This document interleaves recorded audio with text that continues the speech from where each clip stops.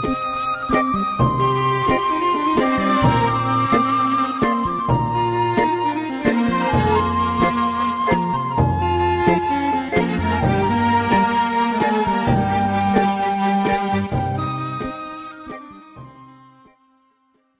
بەسەربردنی مانگێک لە عیبادەت و پەرستش لە خۆتین و کردن و برسیکردن مسلمانان بەرەو جەژن هەنگاوەنێن. ئێمە ئەمڕۆ لە پەیامی تۆ پەیامی هاوڵاتیانتان بۆ گوازینەوە لەسەر جەژن بزانین ئایا پەیامی ئەوان بۆ ژن چییە و ئەو دیاردانەی کە ناباشە لە جەژنە دووبارە کرێتەوە ڕێی ئەوان لەسەر ئەوانە چێ. بۆ نمونە مەسەلەی هەندێک تازەکردنەوەی تەعزیە و مەسەلەی سەرقەبران و یان تەخەمەنی و هەندێک شتی بێزارکەری ترکە هاوڵاتیان بێزارەکە هاوڵاتیان دوێنی بزانین چیمان پێڵێن لەسەر جەژن و ئێوەش بینەر بن. ماندووبوونی ڕەمەزان ئەخەینە بوخچەی حەسانەوەی جەژنەوە. لە جەژنە کۆمەڵی دیاردە هەن وەکو بۆ نمونە تەخەمەنییان تازەکردنەوەی تازەیان سەرقەبران. تۆ لەسەر ئەمانە چیڵێ؟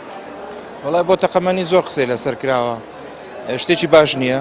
هیوادارم لە سلێمانی ئەو لایەنانەی بەپرسن لەو بابەتە مەمنوعیکەن. بەنسبەت سەرقەبران ئەوانەش نازانم ناحەی شەرعی چۆنە، بەڵام عادەت و تەقالیدێکی خەڵک بەردەوام لە جەژنان ناچنە سەرقەبران. من خۆم ناچم. تۆ پێت باشە ئەم تەقالیدە بەردەوام بمێنێتەوە؟ نەوەڵا سەرقەبران ئێستا وەکو ینی نازانم بڵێم چی ئەو بەهایی جارانی نەماوە. لەلایەک خەڵکێکی زۆر من وەکو ڕەخنەیڵێم سەرقەبرانیان کردو بازارێکی گەورە.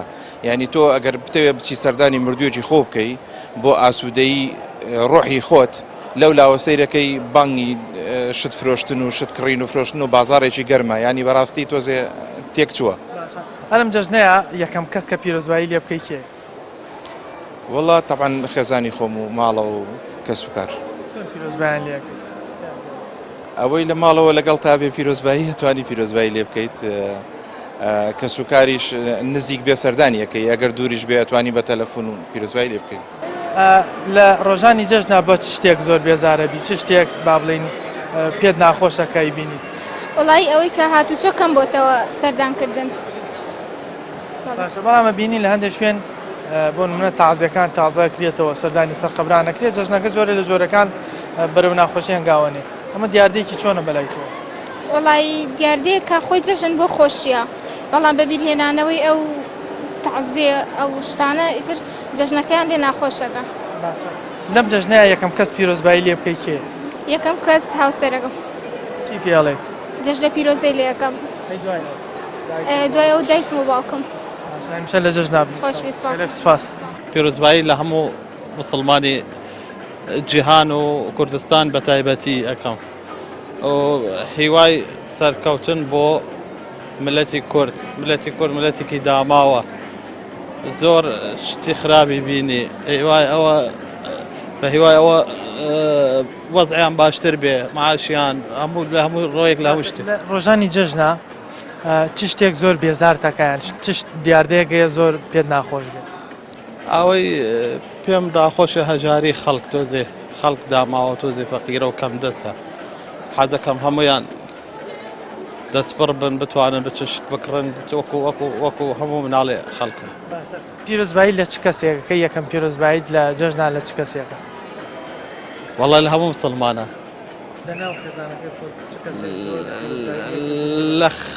لە برا و خۆشک و خانەوادە و کەس و کاری خۆم و برادەرم ئەوانەی هەمووی ئیمانداران هەبە هەمووی. هەمیشە پیرۆزبایی جەژنە لێەکەیت. سپاس دەکەم ڕێستێ. جەژن نامەی لێخۆشبوونی خوداوەندە بۆ بڕواداران. پامی تۆ لە جەژنا چییە؟ وڵا پیرۆزبایی لە هەموو گەلی کوردەکەم، بەتایبەتی گەلی کوردستان. یەکەم کەس کە پیرۆزبایی لێەکەی چ کەسێکە و چۆن پیرۆزبایی لێەکەی؟ وەڵا پیرۆزبایی لە دایکمەکەم و هاوسەرەکەم. وڵا پرسیارێکی قورسە. هەردووکیان. لە ڕۆژانی جەژن چ شتێک زۆر بێزار تەکا لەو دیاردانی کە لە چواردەورمان ڕۆدە؟ وەڵا ڕۆژانی ڕەمەزان بەتایبەتی خەڵک هیلاکە خەوە. یەکەم ڕۆژی ڕەمەزانی زۆر خەڵکی ینی ڕێکم ڕۆژی جەژن بڵێ خەڵک هیلاکە و پێویستی تۆزە بەخەوەتر کە خەڵک تۆزێ ئیزعاجە بیت هەنێک کەسە بینین لە جەژنا ینی خۆی ناگۆڕێ بە ڕەنگە بە جلوبەرگی خەوە بێتە دەرەوە ئەم دیاردەیە بەلای تۆ چۆن وەڵا هیچ جوان نییە مەڕای من ڕۆژی جەژنە بێ ڕۆژێکی زۆر پیرۆز بێت و خەڵک خۆی ئامادەکاری بۆ کاتە خۆی حاضرکە خۆی بگۆڕێت پیرۆزبایی چ کەسێک بالاتەوە زۆر گرنگە پیرۆزبایی لێ بکەین یەکەم کەس پیرۆزبایی لە دایکمەکەم زۆر ماندووە بە ئێمەوە و پیرۆزبایی لە هەموو خزم و کەسوەر و هاوسەرشمەکەم و هەموو هاوڕێکانم بەڵام هاوسەرەکەت لە نێوان دایکی خۆی و توا یەکلایی نەکردەوە ینی هەردووکی لە یەک ئاسەدانە خۆی ئەو ڕئی خۆیەتی بەڵام دایک بە ڕئی من لە پێش هەموو کەسێکەوەی لە جەژنا چ شتێک زۆر بێزار دەکات یانی لەو دیاردانی کە لە چواردەوری ئەمە ڕۆدەن چ شتێک زۆر پێ ناخۆش بەڕێی من هیچ شتێک لە جەژنا نابێ بێزارت کاتە هەیە مەجموعە هەیە کەسێ بەیانیان زوو هەیە مەجموعە هەیە خەوتووە هەر کەس و وەکو بۆ نمونە تازەکردنەوەی تازیە سەردانیکردنی سەرقەبران ئەم جۆرەشتانە دیاردێکی چۆنە بەلای وڵی خۆی بۆتە کولتوریە ئینا خۆی شتێکی باش نییە تۆ بەیانی ئەو ڕەمەزانە 29 ڕۆژە بە ڕۆژووە دوای ئەو ئاچێت بەو بەیانە ئەو هەموو خەڵکە لێکۆ بێتەوە خۆی ماندووە و ئەم هەمووش لێ هێتە سەریان شتێکی نەگونجاوە هیوادارم ئەم جەژنە بێتە مای خێر و خۆشی و ئەم ناخۆشی و گرانی و ئابڵ و قەیرانە ئابوورەی کە سێپێنراوە بە سەرمان ئەم ساڵ کۆتایی بێت ئینشەڵڵا یەکەم کەس کە پیرۆزبایی لەکەیکی هەڵەبژێری هی ئەمەیان تۆزێ خێزانەکەم باوکم دایکم لەو دیاردانی کە لە جەژنا بێزار دەکەن چی؟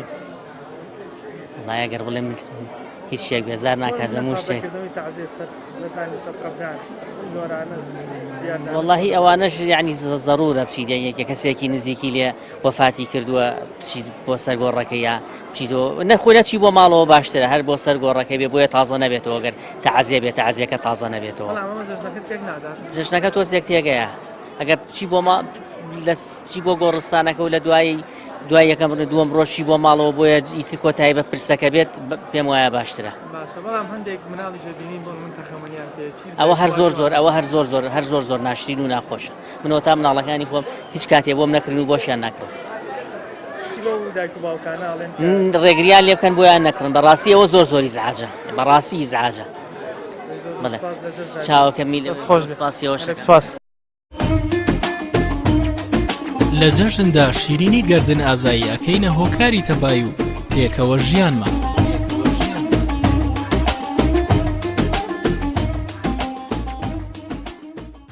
پەیامت لە جەژن چێتەوە؟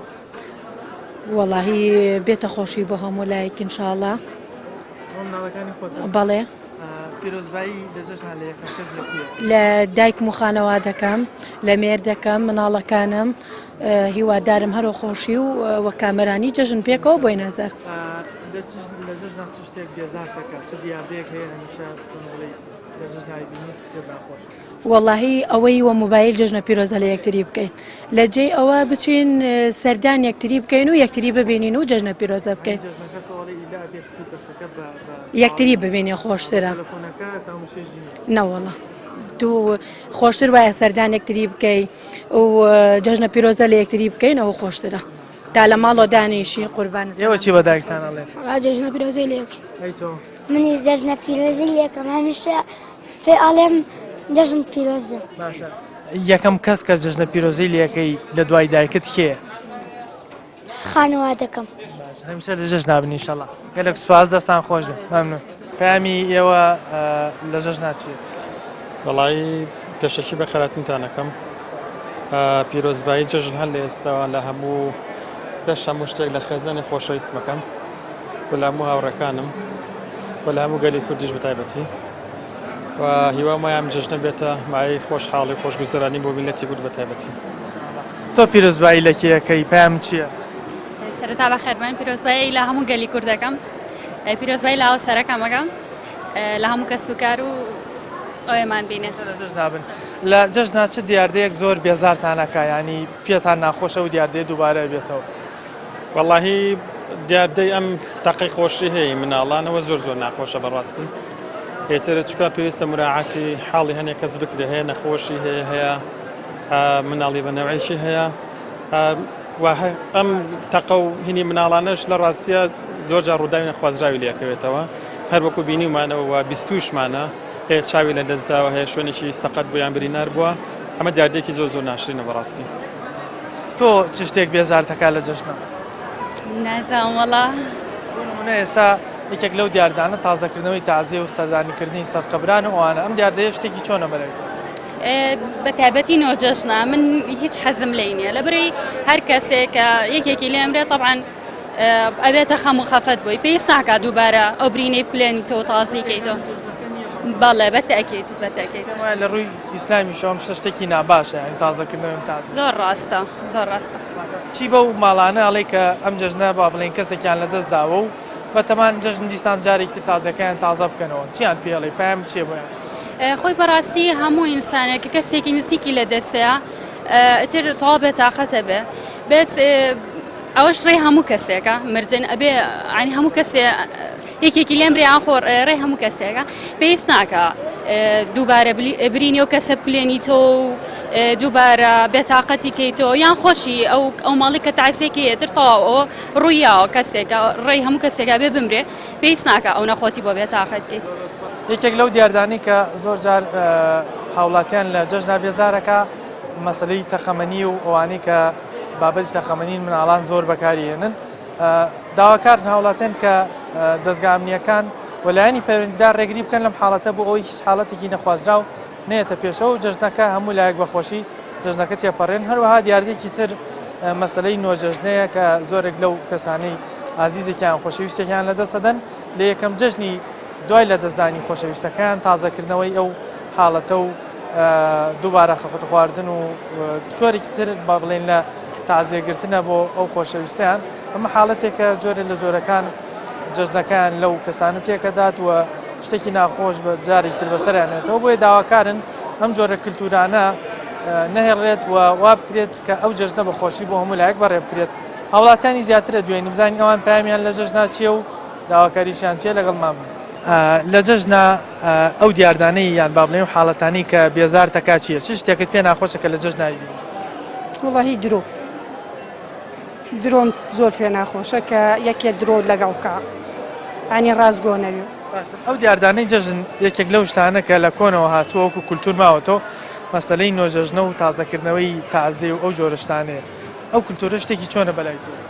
شتێکی ئەگەر بڵێن ئەوە هینی کەلتوری بە و باپیرانە ئەوە ناتوانین بڵێ سەیتیا بکەی بڵێ وەڵان نابێت بەس بگۆڕێت باشترە لەبەرەوە لەبەرەوە میلی ئینسانەکە تازە کاتەوە ناخۆشە تۆ خواخواتە لە بیری چێتەوە نەکو تازەیکەیتەوە بووی. ئێستا من بۆ خۆم یەکێک لەوانەی ئەو حاڵەتەم دیوە ینی پێم خۆش بۆ ئەم جەژنە تازە نەکرێتەوەم تازێ بۆی خۆم و خانەوادەکەشم دڵگران نەبین بەڵام لەبەرەوەی کللتورێک بووە نەماتوانانی خۆمان لەو کللتورە دەربێنی هەرچەنە کەممان کردەوە بەڵام چی بکەین بۆ ئەم کللتورە نێڵین ینی بەڕای تۆ چۆن بتوانین ئەم شتانە تێ ناتوانین ئەزانی بۆ ناتوانین چووکم مشتەماعەکەی ئێمە هەر ئەوەی پێویستە بەزانی بۆ ئەوەی پێویستە هەر لە باو و باپیرانەوە هاتۆ بە من و تۆ ناگۆڕێ نەوەڵا بە من و تۆ ناگۆڕێ ساتە من حەزەکەم و شتە نەمێنێ. ئێستا خوانە خواستە گەست تۆ کەسێک لە دەست بدەی ئەتوانی ئەوە تێپەڕێنی ئەو نۆژەش نەکەی؟ ئەرێ وەڵا ئەتوانم زۆر بە ئاسایی زۆر باشە زۆر باشە بەس ئایا عەقڵی خۆمان و کەلتوری خۆمان ئەوە ئەڵێ ئەوە ناتوانین.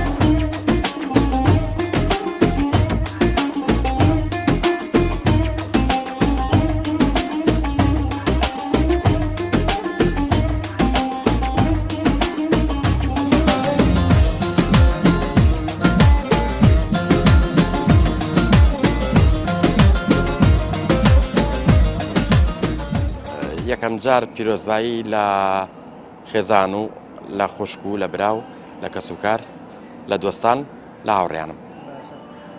لە جەژنا چیان پێڵێ یان چۆن هەستی خۆتیانی بۆ دەرەبڕێ؟ یەکەم جار بەیانیان تەبان پێش هەموو شتێ ئەوە واجباتینە زیارەتی سەرقەبرانەکەین دایک و باوەک کەسوکار دوای ئەوەش بیدایەت تەوان نانەخۆین دوای ناخواردن جا سەرقەبران دوای سەرقەبرانیش ئەگەڕین ماڵی برا خوشک کەسوکارانە. مەسەلەی ئەو سەرقەبرانە ئێستا وەکو کولتور ماوەتەوە پێت باشە ئەو کولتورە هەر بمێنێتەوە یان نەخێر بۆی جەژنەکە بە خۆشی بەڕێ بکرێت و نەکەونە یادی با بڵین ئەو خۆشەویستانی کە لە دەستمان داوە جەژنواز لە ئەو جۆرە کللتورە بێنێ ڕێی تۆ چییە؟ بەڕێی من ژواز لەو کەلتورە بێنین چۆ جەژن ڕۆژێکی خۆشیە پێویستاکە خەم و خەفەت زیاتر بخۆیت و خەفەت زیاتر دووبارە ئابێتەوە.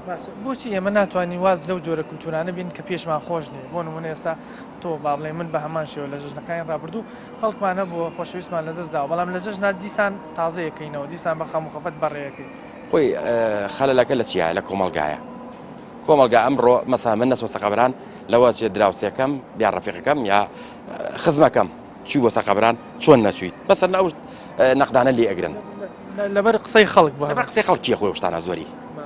تۆ داواکاری چێ چۆن توانین ئەمە واز لێ بێنین تر کۆتایی پێبێنین؟ وەڵام من داواکارم لە هەموو کەسێک خاصە لە مسلمانان بڵێن کام یەکەمیشت کە کەس و کارە یەکێکی خزمێک دۆستێکی لێ ئەمرێ تا چەند جارێک بچۆ زیارەتی سەقەبرام کەوە لەو ئەوش مەقبول نییە لە یەکەم جاری کە ناشتیان و دوایەوە یەک جار سەرقەبرانی بکەیت زیارەتی بکەیت دوایەوە لەسەرەوەی ڕۆژی جەژن ڕۆژێکی تایبەتە ڕۆژی خۆشی دەربڕینە ینی سەرقەبرانەکە لەم ڕۆژەیە بکرێت ینی ئەو هەموو ڕۆژت لە بەردەستایە توانی بڕۆی دەرونی خۆ ئاسوودە بکەی ئەگەر خۆشەویستەکە لە دەستداوە بۆشی بگریت خۆت خاڵی بکەیتەوە بەڵام لە جەژنا کە ڕۆژی خۆشی دەربڕینە ئەم شتە ینی جۆرە لە جۆرەکان هەم منداڵ با بڵێن دڵی ناخۆشە بێ خێزان و هاوسەر و با بڵێن بە هەمان شێوە تا بە تاکیدا ئەو ڕۆژانە ڕۆی ڕۆژی جەژن ڕۆژێکی خۆشیە ئازارتەیە یعنی بەڕاستی ئازاری تۆیە ئازاری لەوە چێ چواردۆرێ بە مناڵی خۆتە ئەی خوشتە ئەی خێزانتە هەر ئازارتەیە بەڕاستی. جژنی ڕەمەزانی پیرۆز یەکەم لە هەموو گەلی کورد لە هەموو مسلمانانی جیهان هەموو شاری سلێمانی یەکەم کەس کە پیرۆزبایی لەکەی لە ناو خانەوادەکەت کی هەڵەبژێ؟ دایکم. بەڵێ ئەلەم جژنی پیرۆز بێت لە هەموو جژنێکا بیت یاخوا ئەمرە درێژ بێت. ئەو شتانی کە لە جەژنا بێزار دەکەن ئەو کولتورانی کە با بڵێن لەناو خۆمانە هەیە وەکو کورد چ شتێک بێزار دەکا لە ئێستای لە جەژنا؟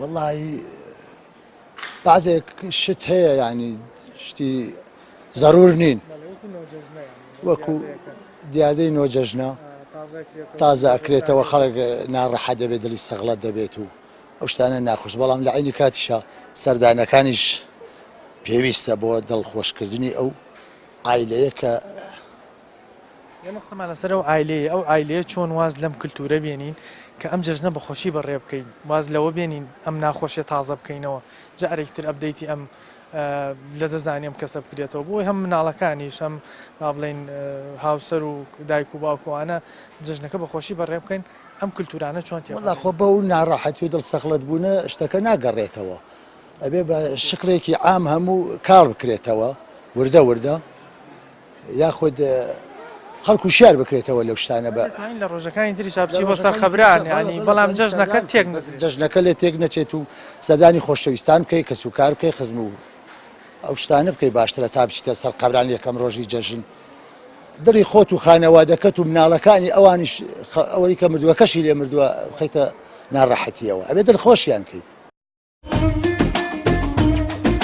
جەژن ڕق و چینە لە دڵەکانمان لە ئابات و ئاشبوونەوەی ڕۆحەکانە کاتە جوانترین دیاری بۆ مرۆڤەکان.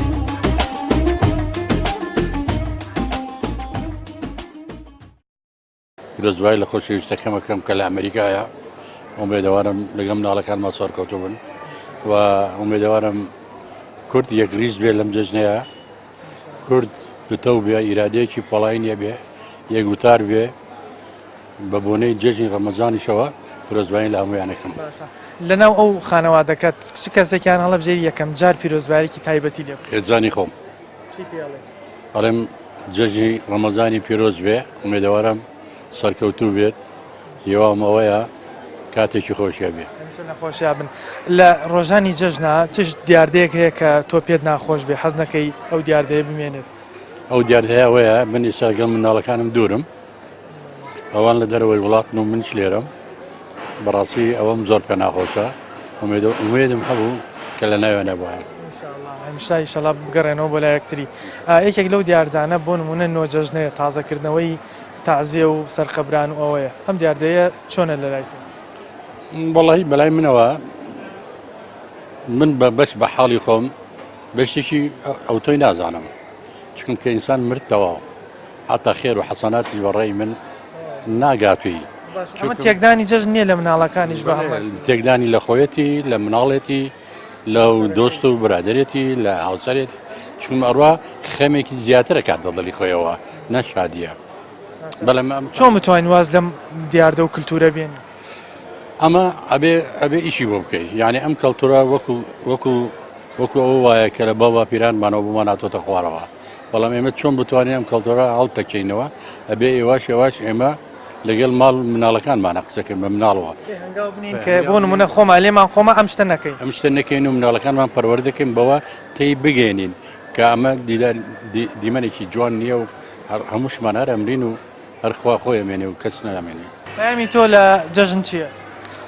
بە بۆنەی جەژنی ڕەمەزانەوە پیرۆزبایی خۆم ئاراستەی یەکەم کەس کە دایکمە ئاراستەی دایکمێکەم و سەرجەم هاوڕێیانەوە بە دایکت چی پێڵێ؟ وڵی بیریەکەم و زۆرشم خۆشەوە پیرۆزبایەکەشمەوە پیرۆزبێوادی تەمەند درێژی لە ساقی بۆ خوازم لە ڕۆژانی جەژن چ دیاردەیەک هەیە کە بێزارت بکا و پێ خۆش نەبێت کە ئەم دیاردەیە هەیە وڵی سەردانیکردن ئێستا شتێکە ینی ئەوە نەماوە ئەوە هەبێت جوانە بێت و ئەو شتێک کە ناشینش بێت تەقە و هاژ و هورا و شتانە خۆش نییە بکرێتەوە بێزارە بی هەمیشە هەموو کەسێک بە تەقەکردن بێزارە بێت چونکە لە کوردستانە بۆ هەموو شتێک تەقاکرێت بۆ خۆشی بۆ ناخۆشی لە هەموو کاتێکە چۆن بتوانین ئەم دیاردەی تەقەکردنە تێپەڕێنین ینی لە خۆشی و ناخۆشی هەر تەقەکردن و ڕووداوی نەخوازرا و ئەمانە چۆن بتوانین تێپەڕێن چی بکەین ئێمە لەسەر ڕۆشنبیری تا کەوتووە لەسەر ئەو پەروەردە کەوتووە کە لە ماڵەوە خێزان دەوری یەکەمە بینێت لە پەروەردەکردنی مناڵەکانیانە ئەبێوان دەورێکی کاریگەریان هەبێت بۆی مناڵەکانیان وەشیارکەنەوە و شتە نەبێت ینی ڕوو نەدات نابن و پیرۆزبایتان لێوەش پیرۆزە و لە سەرجەم کارمەندانی کەناڵی پێیان Bayram bütün İslam alemine hayırlı uğurlu olsun, mübarek olsun. Bütün dileklerimiz budur.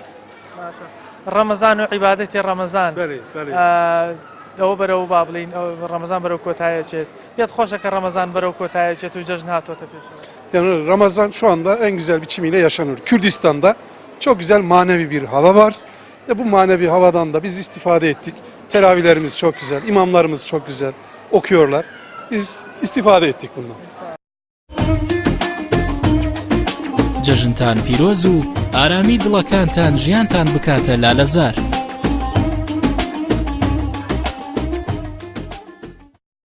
پێشەم شتێ پیرۆزبایی لەسەر جا موسڵمانانەکەم یەکەم کەسیش هەر لە بنامەڵەکەی خۆمەوە لە باوک و دایکمەوە ئەنجا خێزانم و مناڵەکەم پیرۆزباییان لێبم هەمیشە لە جەژن نابن ئەو دیاردانی کە لە جەژن بێزار دەکەن چین یان چ شتێکەیە لە جەژن بینیت و پێت ناخۆشەکە ئەو دیاردەیە هەیە وڵی زیاتر هێندێ شتەیە بڵێن بۆ نمونە یەکێک لە کەسێکی تر عازز بوو چۆنەڵێ قسەیان بەیەکەوە نییە زۆر زۆر پێم ناخۆشە کە جەژنی شتێکە بێ یانی ئەو ئاشتیە لە بین یەکە نامێنێت وەکو خۆت بڕیارە داوە ئەو عازیانی کە هەت بوو لەگەڵ کەسانتر لە جەژن کۆتایی پێبێن پێش هەموو شتێ هەوڵ نایم کە عاجزی هەبێت بەسەکە شتێکە بێ زۆر خۆشە کە تۆ لە جەژنە وەکو چۆنڵێ و ئاشتیە پێکەینیتەوە جەژنیش بەوە جوانە کە تۆ ئەو دیاردانە تێپەڕێ بە دڵنیایەوە یەکێک لە حاڵەتەکان کە زۆر دووبارە بێت و لای مەسەلەی تەخەمەنیە و خەڵک بێزارکردن بەو جۆرە تەخەمەنیانە چی بکەین تا ئەم دیاردانە نەمێن و خەڵک بێزار نەکرێن وڵای خۆی ئەو شتانە یەکەم شت لە بنەماڵەکەەوە بڵێن سەرچاواگرانی تۆ ئەگەر باوکو دایکەکە بەرگیری بکەن لەوەی کە مناڵەکەیان ئەو شتە نەکات بە دڵنیایەوە شتەکە وەکو چۆنەڵێ بەردەوامە تا گوسەرەوە ڕۆوە یەکەم کەس لە خێزانم پیرۆزبایە لێکم ئیشەڵا جەژنێکی خۆش بێت و دوو بێ لە هەموو ناخۆشیەک بۆ هەموو موسڵمانانیش ئیشەڵا لێ ئەو دیاردانی کە لە جەژنا پێت خۆش نییە کە ئیبینی دیانە و دیاردانەی کە بێزار تەکات چین وەڵی ئەو دیاردانە بڵێم چی خۆی جەژنی ڕەمەزان تۆزێ خەڵک هیلاکە ئەنی بەهوژم چی بۆ ماڵان و سەجادە قەڵەباڵەکەی ناخۆشە ئەگەر بیکەیتە کاتێک کەس شەو بێ باشێگە نمونەی وەکو بۆ من حاڵەتی تەخەمەنی و بێزارکردنی خەڵک بۆ تەخانە ئایا ئەو دیاردانە چۆن بتوانین تێپەڕین بۆی هاوڵاتیان بێزار نەکەن وەڵای ئەو دیاردانم ئیلا قووەت و هێزە ئەمنیەکانە ئەتوانێت ئینا ناتوانانی بە کەس بڵێ وامەکە دایک و باوکی ئەو منداڵانە بەڵێ ئەخر ڕاستەکە ئەو دایک و باوکی مناڵانە خۆم دایک و باوک دایمە بە دوایانەوە کە چۆ کۆڵان برادەرەکەی کڕی ئەویشە چی کرێ بەس ئەوە هێزە ئەمنیەکانە بێ ئەو دەستگای ئاسایش و پۆلیس و ئانە منعیکان وەنیە لە جەژن خۆشیە بە قوربان سپاس پایمی تۆ لە جەژن ناچیە هەروەها میش پیرۆزبایی لە سەرجەم مسلمانانەکەم هەروەها پیرۆزبایی لە هاوسەرەکەمەکەم لە هەموو خێزانەکەم هاوسەرەکەم زۆر بێزار دەکەم واللهی هەر ئەو دیاردی تەقەمەنیەکانە زیاتر ئەوانەیە کە ئیزعاجە بێ بەڕاستی خەڵک پێ بێزارە بێت چییە چۆن بتوانین ئەم دیاردانە کەم بکەینەوە واللهی پێشنیار ئەوە هەر لەلایەن ینی حکوومەتیشەوە هەم لەلایەن خێزانەکانیشەوە بێ بە هەردوولا ئەوە کۆنتترۆل کرێ هەمیشە جەژن پەیامی خێر و خۆشی پێ بۆ مسلمانان بۆیە داواکارین مسلمانانیش بتوانن ئەم جەژنە بکەنە دەرفەتێک تاوەکو هەر عازیەک لە نێوانیانە هەبوو تێپەڕێنن و بتوانن کۆنتترۆلی ئەو دیاردانە بکەین کەوا یەکتری بێزارەکەین ئێمە لێرەوە پیرۆزبایی جەژن لە هەموو هاوڵاتیانەکەین داواکارین خوای گەورە هەرچی عیبادەت و پەرستش هەیە لێی وەرگرتە بن و ئەم جەژنش بێتە مای خێر و خۆشی بۆ هەموو هاوڵاتیانی هەرێمی کوردستان دووبارە جەژنتان پیرۆز بێت تا بەرنامەیەکی تر بەخوای گەورەتانە سپێرین